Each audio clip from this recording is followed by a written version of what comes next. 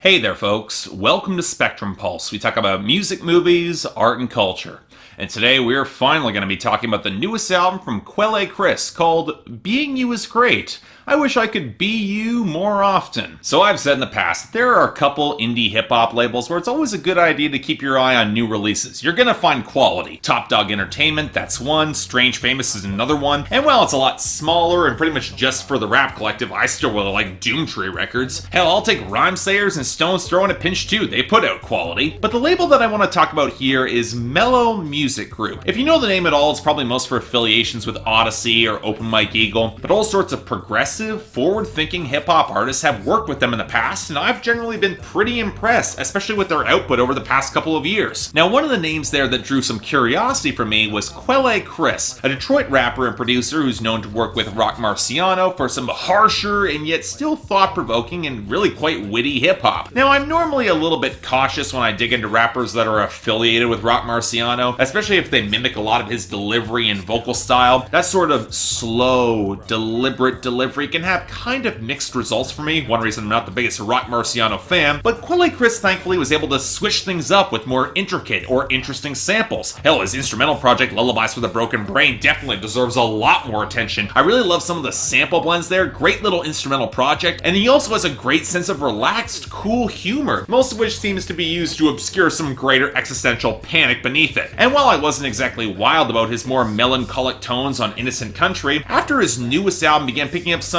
considerable critical acclaim, I finally figured that I'd really dig in, especially given that hip-hop feels like it's been off to a really slow start in 2017. So what did we get with Being You Is Great? I wish I could be you more often. Well, I'm not quite sure whether or not there's an easy way to explain what I found here. On the one hand, I'm reminded a fair bit of the sad comedic elements of Open Mike Eagle's past couple of albums that I've really liked, but where he would embrace glitch or a sample set to give the audience an access point that's a little bit more mainstream accessible, albeit a thorny one, Quelle Chris seems to have turned inwards here, into a dusty maze of hazy mirrors that coil into weird little places. It's not a boring listen by any stretch. The cavalcade of samples, the great guest verses, and real wit makes this album quite compelling, but also an album that initially doesn't seem all that interested in coalescing its old school hip-hop bragging into a theme that resonates for anyone beyond Quelle Chris himself, which might actually be part of the point, but we'll get to that. But did I like this?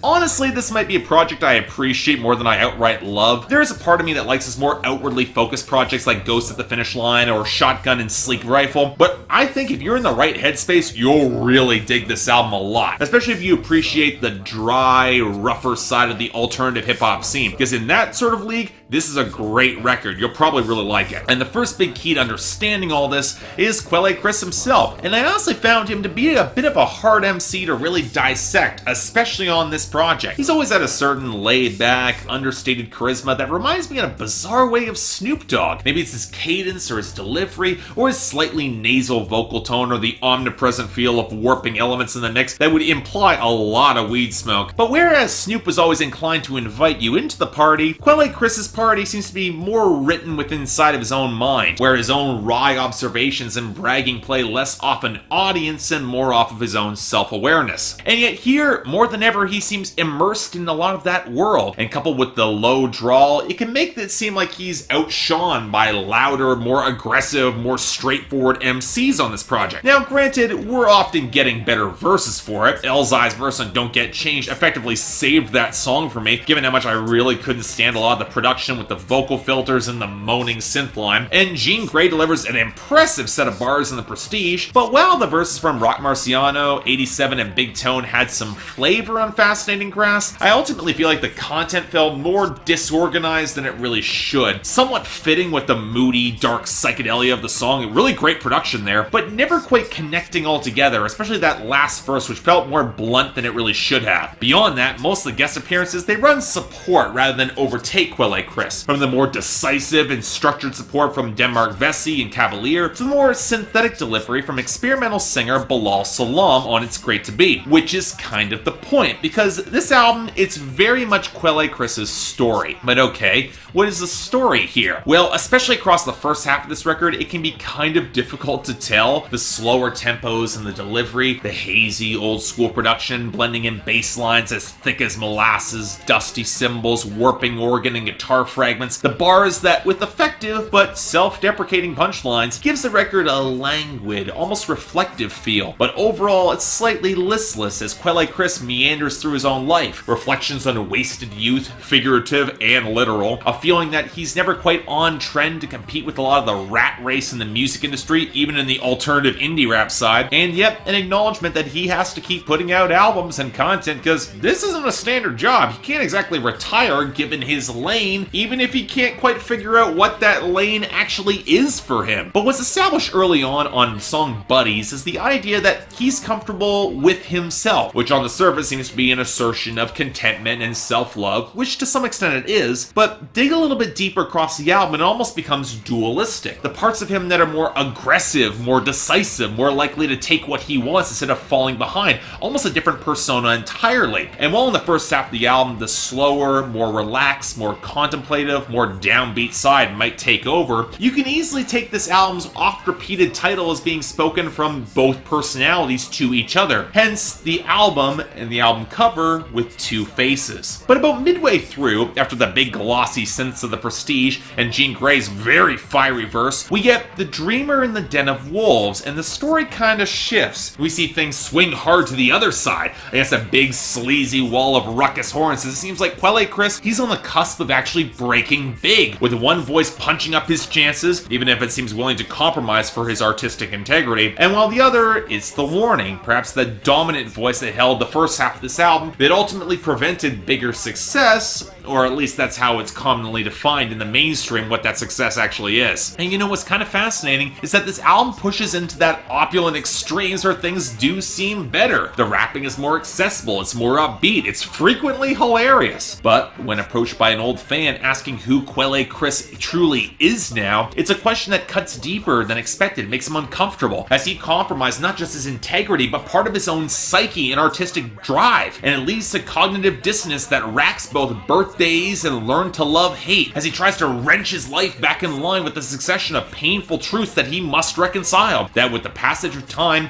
hip-hop's endless pursuit of wealth and fame feels all the more fragile, and there's no good reason to charge straight to the end, so instead he needs to recenter and accept the darker emotions and insecurities that he had suppressed in order to find this sort of success. And as the final tracks all indicate, it's not so much about embracing one side or the other, but finding the narrow balance between the two. And like the pendulum, accepting the swing back and forth to maintain all that equilibrium. Or, to quote Bruce Banner from the Avengers movie, "That's a trick, Captain.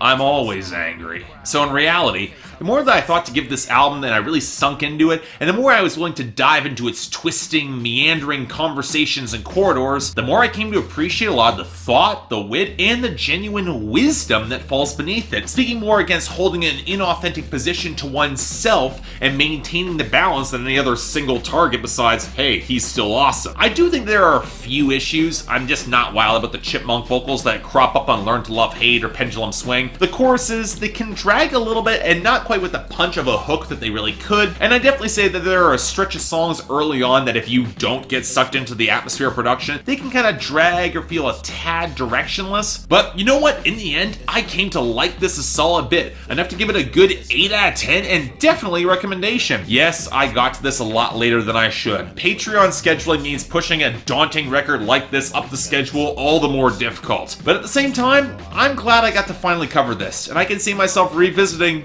both sides of this album quite often, and you should too. Check it out. So yeah, thanks a lot for watching. Like to like and subscribe, I'd be more than grateful. Yeah, I got to this record way too late, but it's definitely worth your time. If you want to buy it, there's a link in the description below. And if you guys want to talk about it, the poll's up there for your opinion. I'd be happy to see where Quelle Chris fans fall on this one, because I really thought it was interesting. Not quite sure I like it as much as some of his other projects, but it's still really thought-provoking. Beyond that, anything else I might be able to do to improve my presentation, I'm all ears. And if you guys want to get more involved in my scheduling process or recommend albums and guarantee I cover them, the link to my schedule is right there, where 3 times a week you guys get to vote, and once a week on Saturdays, the higher Patreon contributors get to add records or even movies to my schedule. More details right there, but until then, I'm Mark, you're watching Spectrum Pulse, and I'll see you next time.